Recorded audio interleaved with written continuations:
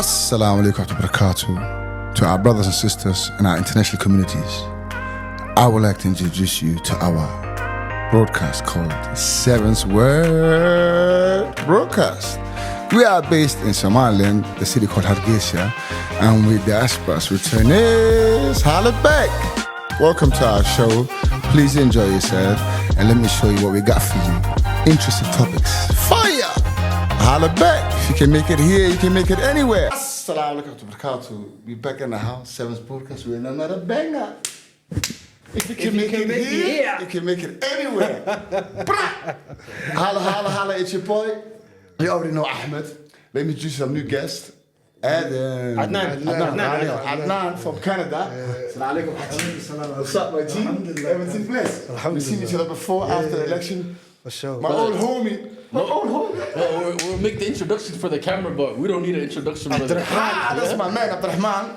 You know each other 7 years? Sheikh Abdirahman. 7 years, Sheikh Abdirahman, MashaAllah, we come a long way. My man. Also from Canada. Yeah, we got the Canadian connect here. Calgary. That's the German Dutch connect here. You already know. Nazi connect. Yeah, today we're winding up our podcast a little bit. We had a sick, amazing trip yesterday. We went to Berbera. We got our quad bikes out. And it's the first time me and my brother actually went to Berbera together. Scroot. It's the first time after 7 years, brother. For real. You used to always hang in Hargeisa, you know? Always used to tell me, come to Berbera, come to Thursday. Berbera. It's the first time? Yeah, I used to always go to his cousin's Khaled, Roble, in Berbera. I used to have a book, fill up the car Thursdays. Say, yo, man, that's me in Berbera by myself. And he never went, brother. I tell you, it's my town, man. Wallah. I seen that yesterday, firsthand. Tell me about it, man. I'm like, brother, yeah. He kept saying, I never leave the house. He's a comfort zone. Mashallah. It was a good time though. It was a very How good was time. it yesterday? Wallah, it was amazing. It was a surprise, man, nigga. You were here after all I was this shit. surprised, wallah. I was like, I was with the mayor. My name is Guru. In Hargeisa, you see this guy, Guuleed, people, the minister talking. And now we see him in Berbera as well. Yeah, well, that was a different vibe for sure. So, very different. From Haleh, you know? People don't believe that, G. Like, I'm Muhammad is Nindarian Banhai. And La Rahma Awogini, your family, or Guruf. And we're strong inside Somaliland. You know what I mean? Our tribe, you know? In Hargeisa, people know what I did. And work commercial guys, so they even love me more, you know. And don't forget, I'm doing the mining there over there now, so they got me even get to know me even more. But where you from? Like you, when you go to your people, the Abaha wala Grane, and I have about that. Same as you, Local. My people are over there, innit? We around the better, that town. You get me? So Alhamdulillah, it was a good experience. You know what I mean? He's local. It was very fun. It was definitely very fun. Yeah, the mayor got nothing on us. The press have got nothing on us, nigga. It was my first time on a quad bike too. How was it? Wallah, it was amazing. They used to tell me, for yo, blood, I don't like these things. Yeah, at first I didn't want to get on it, you know. But after I'm like, yo, give me the keys, man. Look what happened in the morning. Ahmed Balamina and Ahmed, his phone was off. The night before, Ahmed Balamina, you know. And in the morning, his phone was off. I said, yo, man, my man let me down, man. What should I do? Plan B, in motion. Yo, Canada, Abdirahman was always up, you know? But gee, I need you. What are you gonna do? Brother, wallah, if it was anybody else, I know you already know if it was anybody else, eh? You never leave, yeah? No. That's my man. He said, if it wasn't the Yeah, homie you know if it was anybody else. You wouldn't go, huh? Yeah. If I want a gun battle, I have to holler him. I know what I got to kick in because. If you're gonna go what? A gun battle. Gun battle.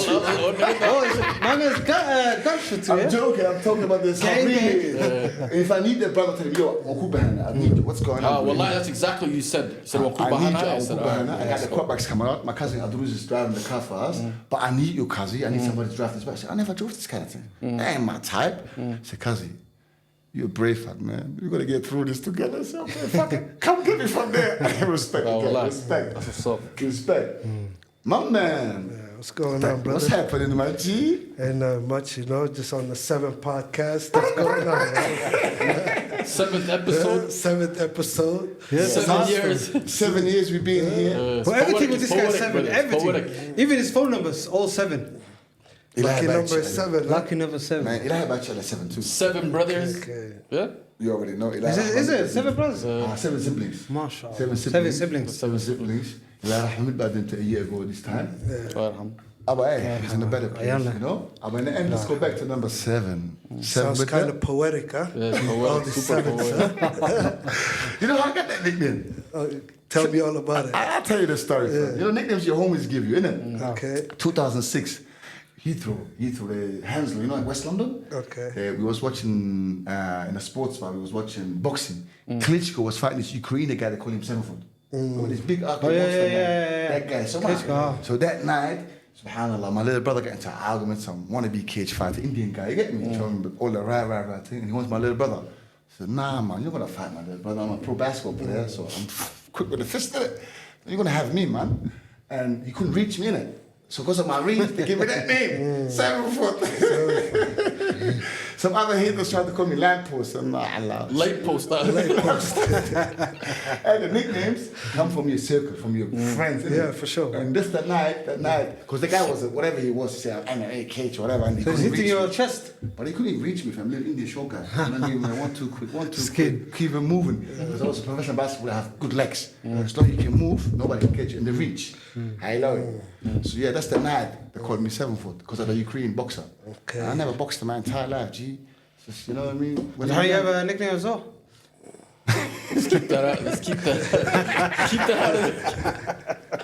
What's your nickname? We hit it in No the past. nicknames, brother. No nicknames. No nickname. No, nickname never stuck with me. And don't forget, Unfortunately. Vince Carter, that's I had 7 before that fight, even they called me 7, you know? Vince Carter, remember 2002 Olympics? Yeah, he jumped over that 7 foot. 7 foot guy had banked over him in the Olympics. And I did that 2003, something similar. I dunked over some tall guy in the game, you know, I was a pro basketball player. Yeah. So that's why they always called me 7, innit? You're not normal, you fly over 7 people, you know what I mean? Like, you know, anyway, 7 will always be my name, alhamdulillah. Someone asked me, Very said, fitting. it's a 7 foot. What was it? Why is it called 7? I said, I think he's 7 foot. And the guy said, he's never 7 foot. I'm 6'7". I don't know. That's the hardest, but I'm 6'7". So the 6 comes before the 7. But you 6'7", 7 is there. 7 is always with me, you know what I mean? 7 whips, inshallah. 7 houses. Yeah, back to yesterday. Yesterday was a mad one. Went to the beach. Well, that was good. We had good lunch. You know what I'm The saying? fish was nice. Fish was nice. We're was gonna cut the amazing, video brother. clips in halfway through. You know what? Let's cut the video clips in now, man. You should see it what we're talking about. Okay? Check it out. Be back in a minute.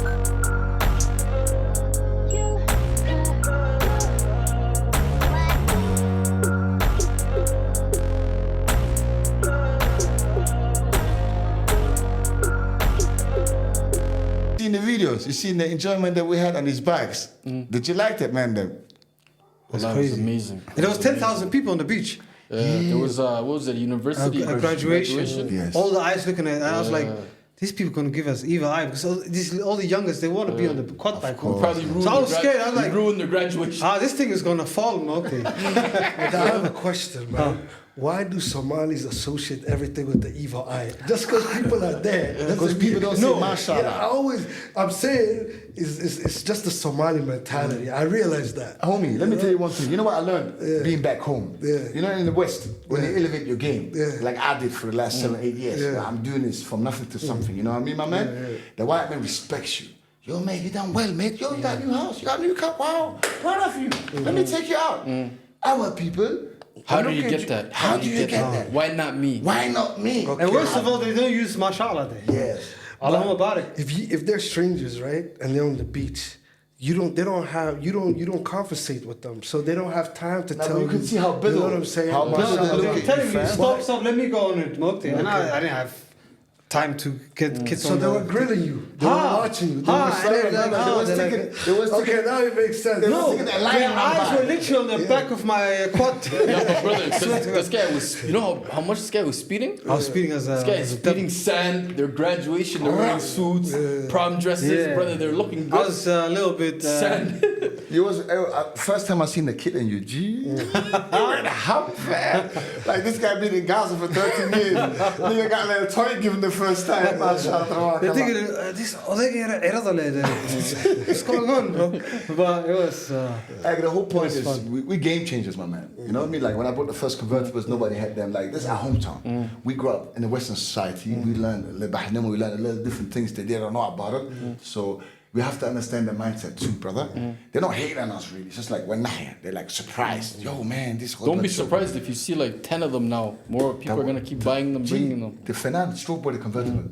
The Peugeot thing, like when I brought my RAV hybrid, how many hybrids are now in town? You know what I mean? Like we game setters, trendsetters, we are a step ahead of them. Let the brothers learn and enjoy too. You know what I mean? It's just they have more money than us. Some of these Tartarines locally, they don't know how to swagger with it. And us brothers, you know, when we get a couple of dollars, we swagger. We swagger. Life is short, eh? You have to have Spend fun. while you have it, eh? Yeah, why not? Somebody told me not to drive them back. You know, a good friend of mine, and like. You know me, my guys, I'm wild. I like adventure, you know what I mean? And I had it in my subconscious, fuck that shit, I'm gonna drive them back, B. Because all day I've been anyways working, I've been in my house. You know me, I go to the gym, I have my little routine. Sometimes I need wild factor. And you seen how much fun it became in the end. They got cool. Like you're having fun even on the highway. Yeah? Sometimes he's going off And all road, the cars are sometimes passing he's us, they're jumping stopping back and on. Look at it, yeah. some taking pictures and videos of Yeah, I seen it, my guy. Well, that was a good experience. It was a good experience. It For was. somebody that's just been here, haven't seen that for a while, and then go to Berbera, just have a crazy time, and then back to work, you know what I'm saying? Thirdly, I'm looking forward to move to be better. Remember, I'm building the guest houses now, so inshallah ta'ala, the project by Blawasa, and we do the mining thing as well, you know what I mean? So we really, I love the better. I love the spirit. I love the coolness. I love the, the better, they're a little bit more libah. They're older, the kid, whatever comes out of the kid, they're more pro-advanced. They're seeing more things than Hargeisa, you know what I mean? And they're cooler, because everybody makes money from the port, innit? So they're not like Hargeisa. It's less poor people, you know what I mean? And there's your people on top of that. I love the better. I love the vibes. I love the swag. I love the beach. You didn't even look like a guest there, brother. It was your city. How could he be a guest there, man? I was shocked. Well, like, to be everyone honest, knew them. Everybody knew. Everybody knew. Him and his cousins, they're like celebrities over there. It's our hometown. Every shop we went into, every restaurant, gas station. No, it's going to be a major city. You know, every stop, every checkpoint. traffic, every checkpoint. I'm like, yo, how does everybody This guy know was this guy? You know what I'm saying? genuinely confused to lie. Yeah, I told you, I'm like, yo, how does everybody know this guy? I leave my mark, you know what I mean? I leave my mark, you know? You know, sometimes you do it by force, sometimes it comes naturally, you know? And the people, look, don't forget, you know how it started a few years ago? You know, when you drive back with convertibles, fam, they say, who the fuck is this kid? And then you say, try to say, yo, you're one of them. Because I'm glad that my dad and my ancestors leave a name behind. So I just connected my little swagger and hustle to the name. Don't forget, before nobody knew me. The first 2 years I had hard times and I guess nobody knew me. Well, I keep running to be better because everybody knew me there. Now we've made a name in the capital too. Yeah, again, back to the mining business, you know, back to what we're doing in Berbera. Like, we doing something nobody ever did. So the last 6 months we work on community engagement. We work with the communities and the sultans, the press up with the people to put them together to make them understand, yo, We benefit, you benefit. we all benefit. We have so many mountains, they're unused, unutilized, and you guys are still waiting for NGOs and development money, like our government, still running around asking United Arabs for funding, asking the Americans, UK aid, US aid, all of this is bollocks. We got wealth sitting next to the port. Then let's eat it together. You know what I mean? So how long have you been into this mining business? 7 years. Yeah. No. I call it By the time it's 7 years, he's going to have 7 mil. Yeah? By the time it's 7 years. Oh, this 7 mining as well, isn't it? 7 mining. That's the number. I've been in a business, you know, we did a research 6 years, okay. And we fully licensed now for 2 and 3 years in certain areas. We own 3 tenements. And we are the groundbreakers. We are the leading partner in that sector. Nobody does what we do. You know what I mean? So we're doing a really professional with satellite imagery, with really Western educated people. And Allah loves me. I'm very blessed to have a great network and great investors who believe in me. And the biggest problem is investors want to come to Somaliland, but our people are short-term minded. They're gonna rob them for 50 grand, 100 grand. They don't think about a big game. And you know what? I'll finance this first. I'll pay for it. Remember how I came up, G? Well, I remember that. For the longest, I've been asking him where the site I've seen is. it firsthand. And he never told me. Then his cousin told us. This guy never reveals anything. He's like a vault, you know. He knows me. He knows I know me him very well, brother. Certain things I don't ask him because even his left hand doesn't know what his right hand possesses. You know what I'm saying? Yeah? So certain things I know not to ask him. I don't even bring it up. Yesterday was the first time I found out about the place. I love my cousin, you know. I love my cousin, and you don't need to tell people what you do. I keep things to a certain degree to a secret. But that's It will good, come out though. anyways, That's good. you know what I mean? It's just like, how can I tell you? I wake up in the morning, my left hand knows what I will do. My right hand does not know what I'll do after. It's two different plans I live, you know what I mean? And the whole point is, this is connected to everything. So I have a routine. And same with business, you know what I mean? I have to see the minister, but I don't have to tell the minister everything. I have to see general director. It's leverage, brother. Yes, Same you don't time have it's to tell leverage. everything, keep it. Because at night that's why I never come out to drink tea. You always come out, drink tea, you always invite me. I don't never come out because I feel like I need to keep back in my energy and my thoughts for myself, because I'm moving certain things in my life where I need to keep it to myself. Because when I come out with tea, then I'm gonna talk in it. Spill it all.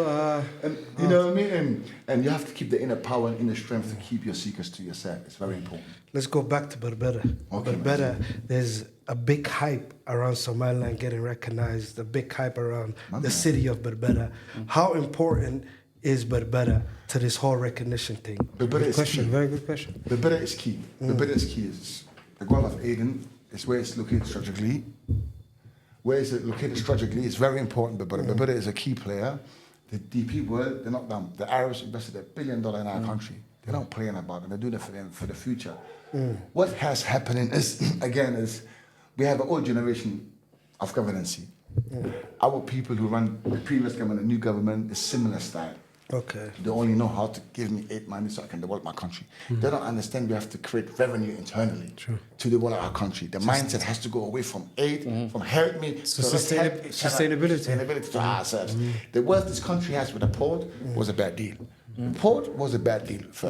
Short term it was good. Short term, the previous government, remember, not the previous before that, they made quick money. I didn't want to say that tribe. They made quick money for themselves. It was not good for our nation. We couldn't create a better deal. But in the same time, our people are struggling to do their basic making a living. So they don't ask our government what we need. Every election, people come around and ask, yo, I will change the game. I will build roads. I will do this for you. And our people believe our people. And we're a tribal system, you know? When they get the power, everybody only take care of their own pockets. All of the governance was like this for the last 30 years. Only Muhammad Guuleed and Ahmed, our uncle, was the realest president ever. He was the only man who died with no house, no assets. Okay? And all the governments after them before that, everybody's taking care of their own. They don't take care of the nation. We're not nationalists anymore. We don't put our country first.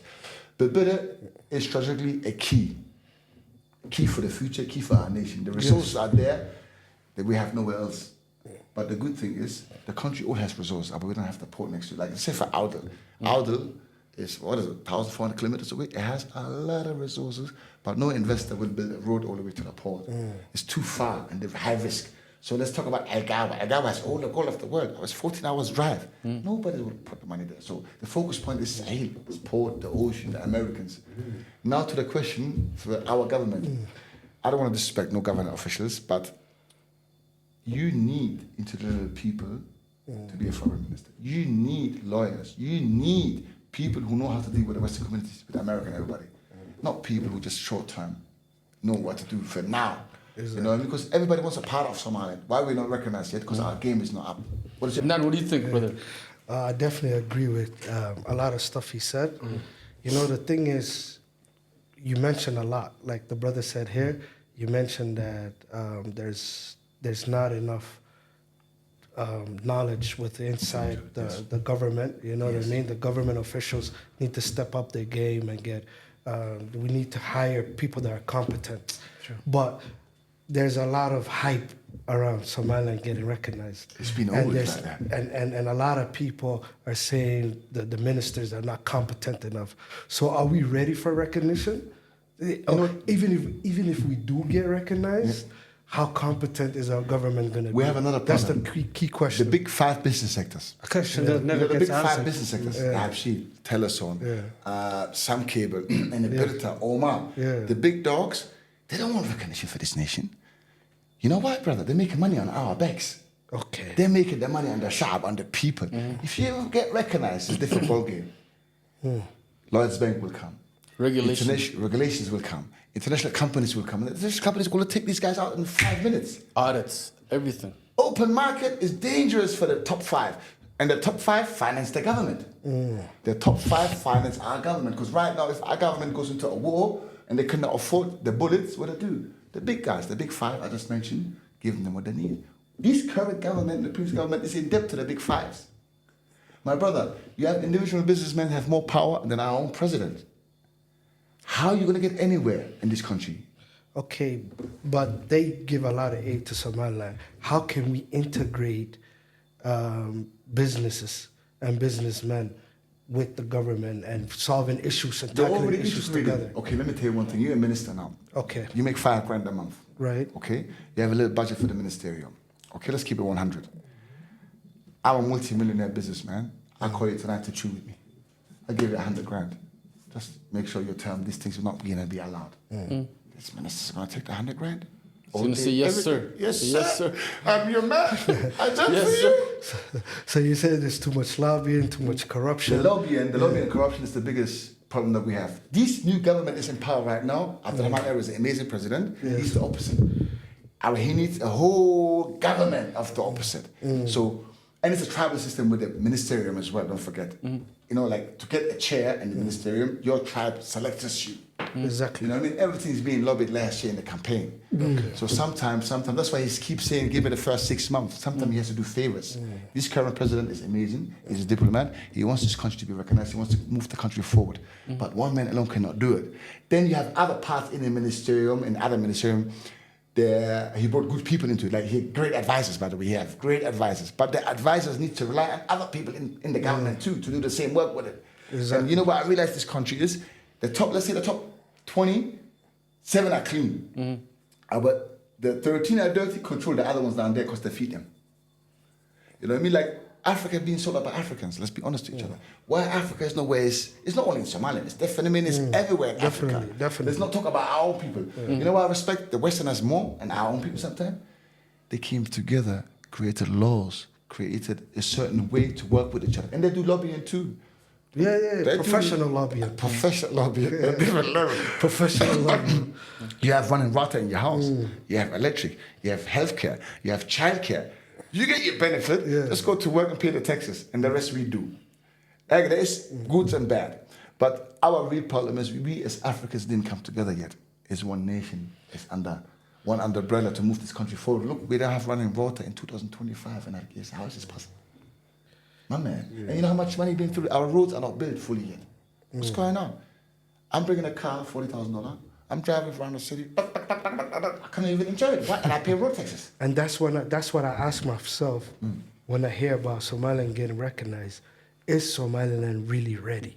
When you look at stuff like that, how many different European countries gave money just for Hargeisa to have water? And where's that money now? Because there's no water yet, right? I heard the Germans it's crazy money. I heard like 300 and something $million. That was the budget in 15 to 18 or something like that. Anyways, that was the budget being paid. It was not only for water; it was for infrastructure too. The road to Guuleed and Ahmed, they built as well.